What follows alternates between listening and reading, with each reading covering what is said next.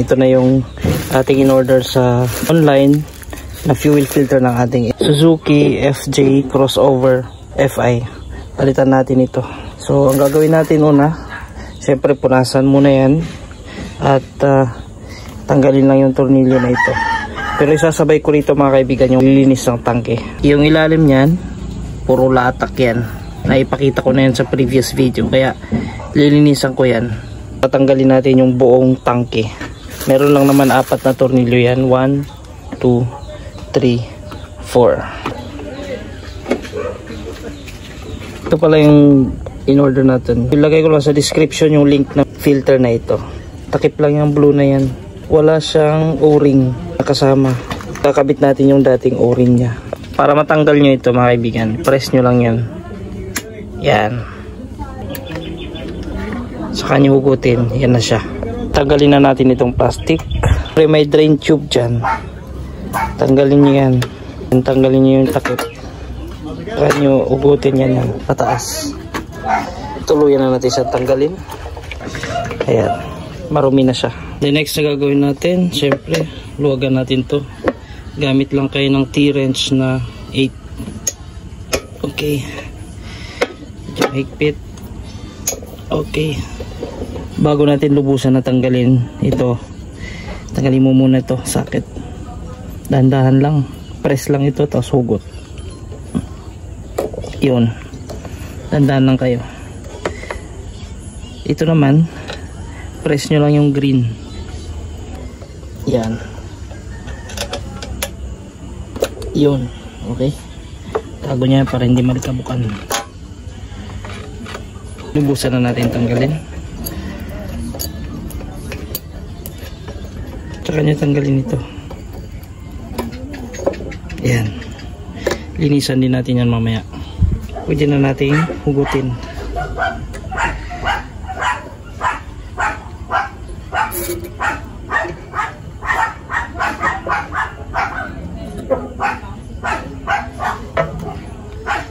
Mas maganda magpalit ng fuel filter kapag hindi kayo full tank. Ngayon na natanggal na natin yung ating fuel pump assembly. Ngayon ay tatanggalin natin itong mismong tangke. May 4 yan. Tinanggal ko na yung isang tornilyo kanina. Yan, yung 4 tatanggalin natin para malinisan natin maigi itong tangke. So meron siyang o-ring dito. Okay pa naman tong o-ring kahit tumaba na, no?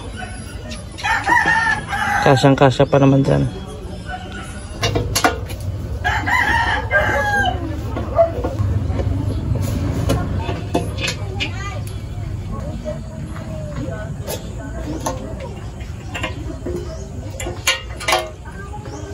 Ngayon ko lang nalaman na ang ECU pala ng ating Suzuki Crossover ay nandito lang.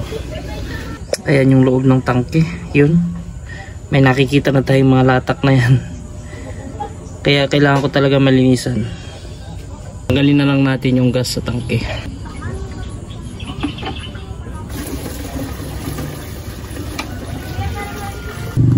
Pero may mga latak na yan, no? Napakaraming latak na yan. Grabe. Yan, oh. Talaga. Di ba? Kaya kailangan talaga na malinisan to.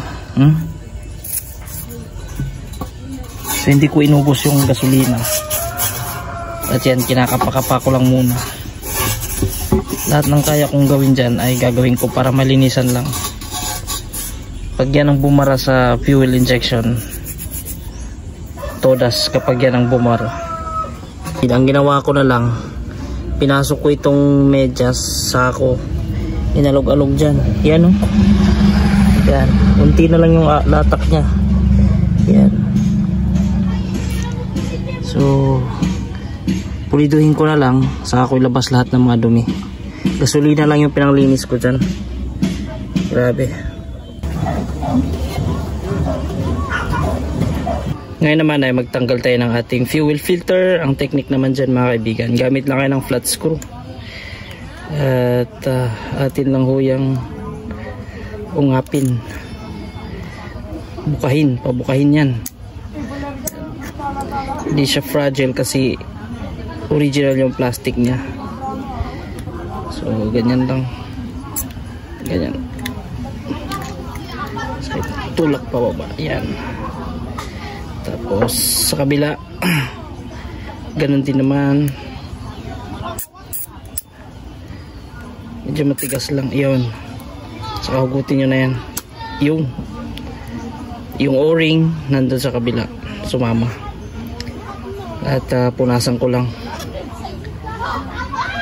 dumi dahil gagamitin pa natin yan. Pwede nyo palitan nito, kaya lang hindi ako nakasama sa pag-order,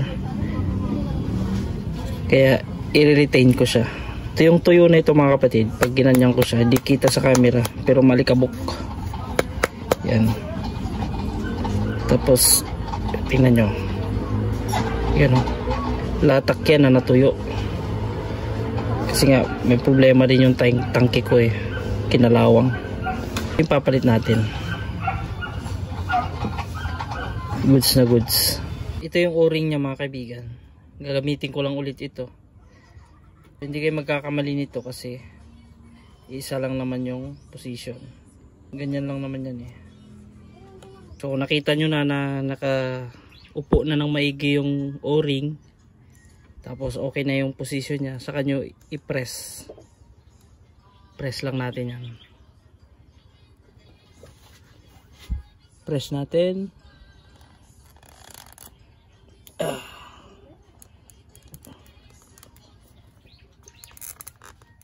Yun, dapat yan sabay talaga, tatlo.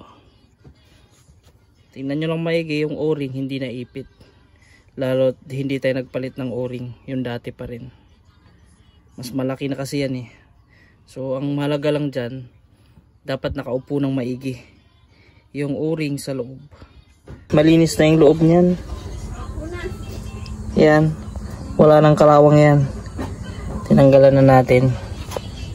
Yan, wala na yung mga latak-latak, butas-butas na lang yan. Lahat ng kalawang natanggal natin. So ikakabit ko na lang siya.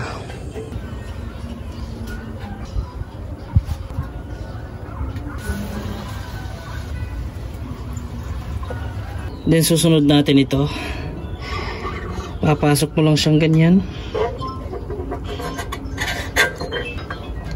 Di hamak na mas madaling ikabit ang fuel pump nito kaysa sa Honda XRM.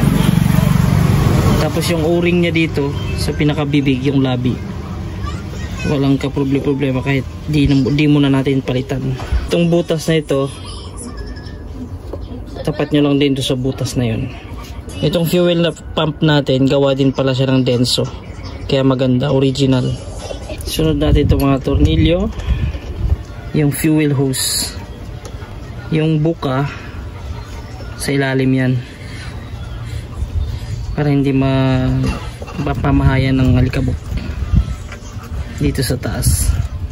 So ganyan siya, yan, okay na yan. Sunod natin itong socket.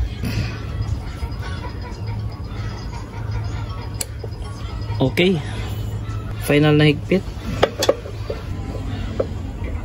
Dahil susunod natin itong plastic. Next ito, press. Okay, sa kabila rin naman, pasok mo lang ganyan, tsaka i-press. Yun, okay na siya. Panda rin natin.